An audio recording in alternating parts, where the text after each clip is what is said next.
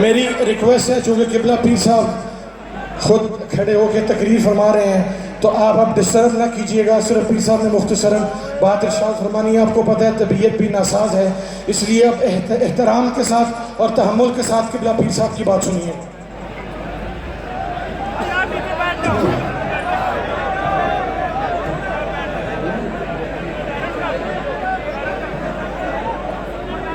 بسم اللہ الرحمن الرحیم. نحمدہ ونصلی ونسلم علی رسولہ الکریم. اما بعد فاعوذ باللہ من الشیطان الرجیم. بسم اللہ الرحمن الرحیم. لتؤمنن بہ ولتنصرنہ. میں سب سے پہلے تو تمام مشائخ کرام جو تشریف لائے ہیں ان کے قلبوں پر ہاتھ رکھ کے سلام کرتا ہوں. اس کے بعد اپنے معزز سامعین حضرات کی بھائی سب کو میں سلام کرتا ہوں. میرے بھائیوں، آپ نے علماء کرام کا خطاب سنا ہے، مشائخ کا خطاب سنا ہے. اس کے بعد میرے کچھ کہنا ایسے ہی ہے کہ جیسے میں سورج کے سامنے چراغ جلانے کی کوشش کروں. کچھ لوگوں کو یاد ہوگا اور کچھ کو نہیں یاد ہوگا کہ شیخ الاسلام حضرت خواجہ محمد قمر الدین صاحب سیلوی رحمۃ اللہ علیہ، جنہوں نے تاریخ خلافت سے تاریخ پاکستان تک اور تعمیر پاکستان تک کام کیا، جمعیت علماء پاکستان کے صدر بھی رہے. صحت کی خرابی کی وجہ سے وہ کام نہ کر سکتے، اس لیے الگ ہو گئے. اور ماشاءاللہ اس وقت جمعیت علماء پاکستان قائم ہے اور قائم رہے گی.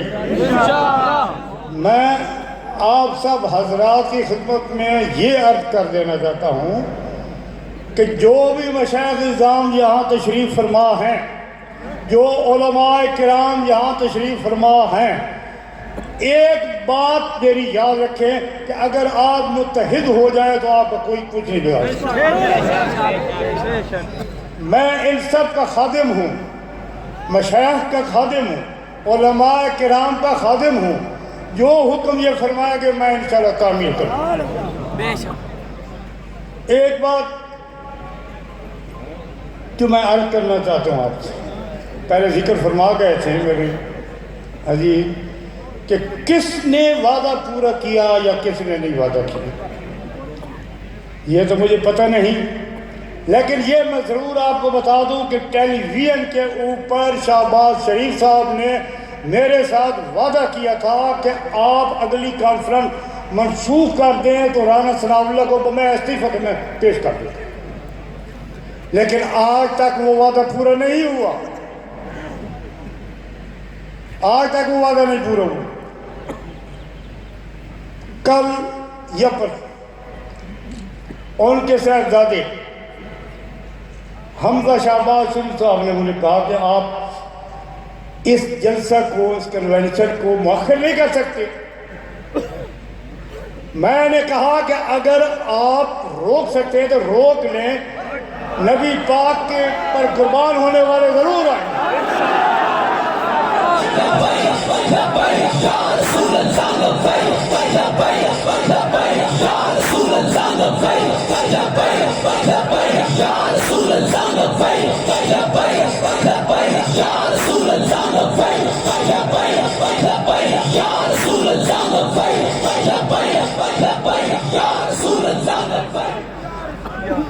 حضرات گرامی،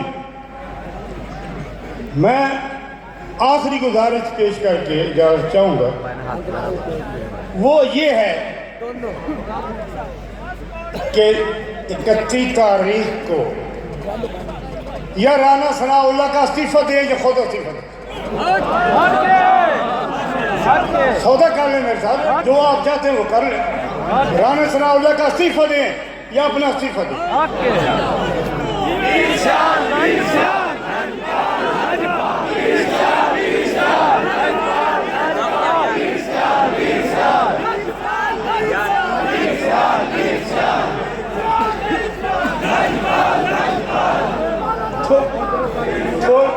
تھوڑی سی میری بات سننے ہو، بس میں آپ سے اجازت لے لوں گا۔ تو میرے بھائیوں، میں نے شہباز شریف کو اور حمزہ شہباز کو یہ کہہ دیا تھا کہ نبی پاک کے غلام جو ہیں، نبی پاک کا کلمہ پڑھنے والے ہیں، وہ انشاءاللہ شیرم باغ میں ضرور آئیں، اور آپ نے دیکھ لیا کہ سب آ گئے۔ میں نے یہ بھی اس کو کہا تھا کہ اگر روک سکتے ہو تو روک کے دکھاؤ، اگر روک سکتے ہو تو روک کے دکھاؤ۔ جب میں نے اپنی گرفتاری پیش کرنے کے لیے جیل کے دروازے پر گیا تو لوگوں نے وہ ان کے جو تھے بینر وغیرہ وہ بھی اتار دیے، جیل کے دروازے بھی توڑ دیے، اس وجہ سے میری گرفتاری نہیں ہوئی۔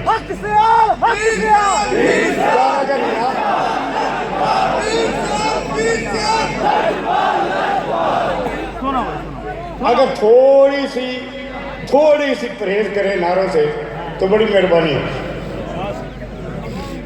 میں آج بھی نبی پاک کی ذات پر قربان ہونے کے لیے تیار ہوں۔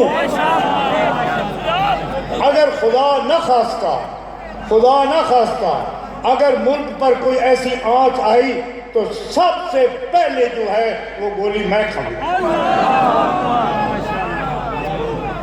میں نبی پاک کا غلام، نبی پاک کے غلاموں کا غلام ہوں، اور میری تربیت جو ہے وہ حضور شیخ الاسلام کی بتائیے تربیت ہے۔ ایک بات یاد رکھنا میرے بھائیوں، آپ نے اس پاک محفل میں ایک وعدہ کیا کہ کچھ کر لیں گے، نون کو ووٹ نہیں دیں گے۔